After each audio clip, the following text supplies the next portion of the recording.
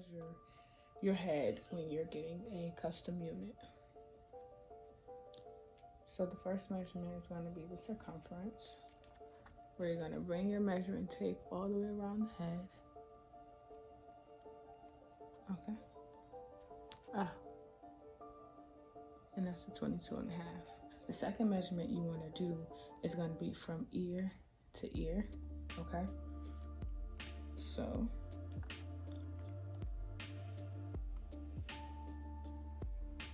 ear to ear. Okay.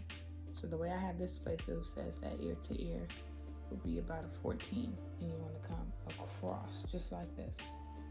And this is usually when you're getting a frontal unit, it'll come in like a 13, and then it's going to go back 4. That's really what this measurement is across your forehead.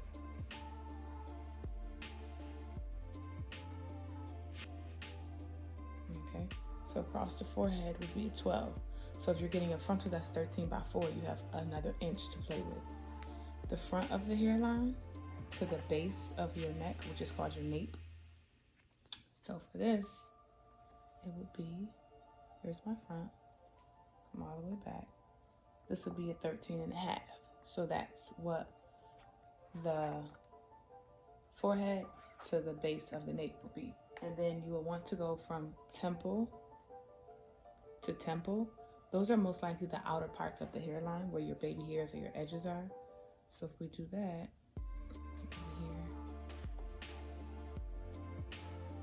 and that's usually also where the back of the head protrudes a little bit.